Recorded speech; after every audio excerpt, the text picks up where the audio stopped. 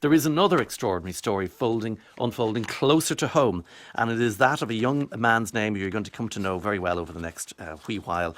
His name is Mason Melia. So he's St Patrick's athletic player, and he's confirmed, they've confirmed that they're transferring Mason Melia to Tottenham this time next year for an initial €1.8 million, a record transfer, clearly a transfer fee for a League of Ireland player. I think the previous record was about $500,000, wasn't it? 1.8 million. And that figure would rise to nearly 4 million with a 20% sell-on. He's a native of Newtown Mount Kennedy in County Wicklow, made his St Pat's debut only in May 2023 when he was 15 years of age, and he became the league's youngest ever scorer. Former Republic of Ireland player and football agent, indeed his agent, Clive Clark, who is Mason Melia's uncle, is on the line. Good morning, Clive. Good morning. Congratulations to you and the family. No, it's brilliant. It's great, but it's through Mason's hard work that it's all been able to happen. Is this the stoical reaction now that we're going to get from the uncle of a lad who is going over to the Premier League, 1.8 million? But look, you're in the sports world and you have to play things down even when they're enormous and incredible.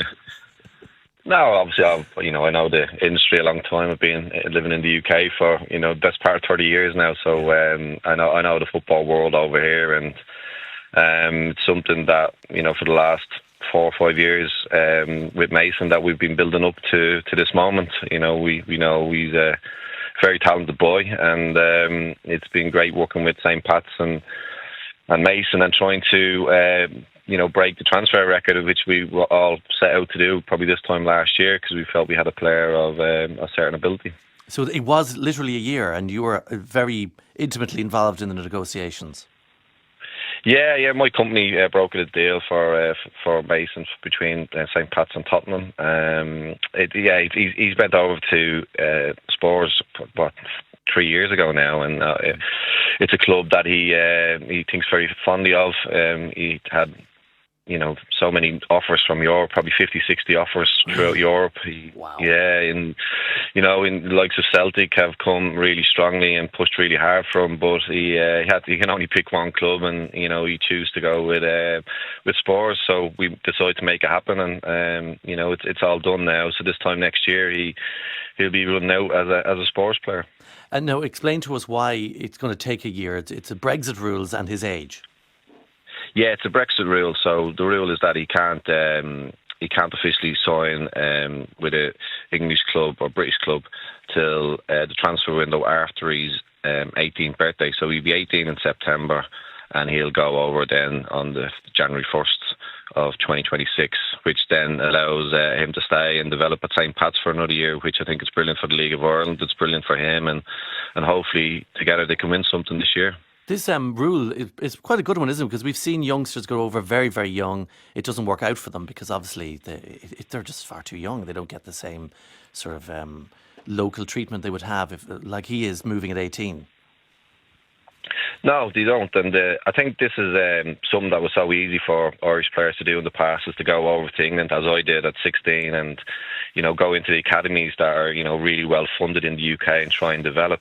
But that's become more and more difficult to come through, especially the bigger academies, because there's so many people within them.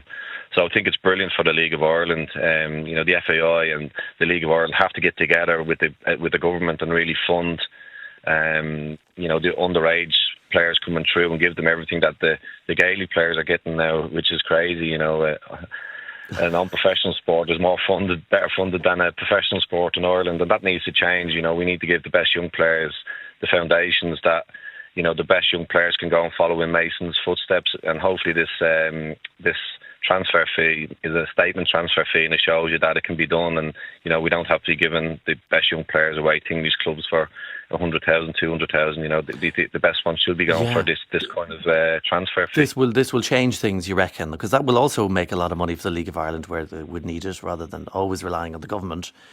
Because it feels like the kind of English clubs haven't really treated the Irish league with respect in terms of transfer fees up to now.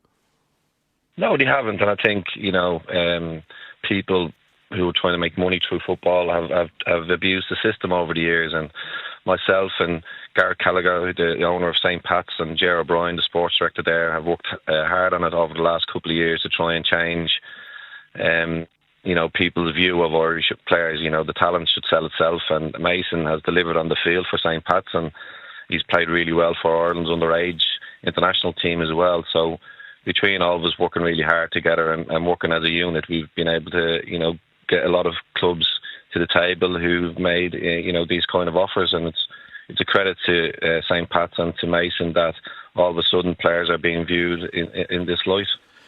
He gets another year close to his friends and family, and the family very important to Mason Melia. His mother, she still drives him to training. Is that true?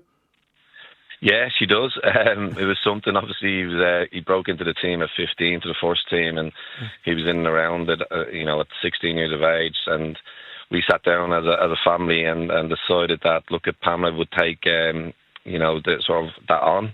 So St. Pat's and ourselves and myself and Mason, we all got together and we came up with a plan that would help Mason become the best version of himself as a player and as an individual. So family is very much to the fore, and Pamela's my sister, and and we've worked, like I said, really hard together to try and give Mason the foundation to go and do what he's doing. Is he driving them from somewhere around Ashford? Is it Newtown Mount Kennedy? That's home. Yeah, we're from Newtown Mount Kennedy originally, and Pamela and our family have been living in Ashford, so she commutes from Ashford into the sports centre daily, hangs around, waits for Mason to finish what he's doing, and then comes back. So I'm really pleased for her that the amount of effort that her and her husband Martin have put in, that they've they're seeing the rewards.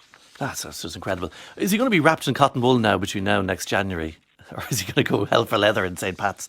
That'll be the big question with so much money at stake. No, hell for leather. Go and do what you're doing. This is like we just paved another way. He's got to go and really help St. Pat's as an individual. He has to grow and get better, given his age, and then hopefully with that, St. Pat's are growing and getting better with Stephen Kenny at the helm, who's done a fantastic job to date. So, it's a bright future ahead, hopefully for Mason and for St. Pat's, and I just think it enhances the League of Ireland, and hopefully the players will all buy into it as well. That this is hopefully a special talent in the making, and he's going to grace the League of Ireland for another year. That's incredible. We can't wait to watch this story, and congratulations to you as well, Clive Clark, for your very important point, to the mammy Pamela, and to everybody. Your company's Full Circle Sports.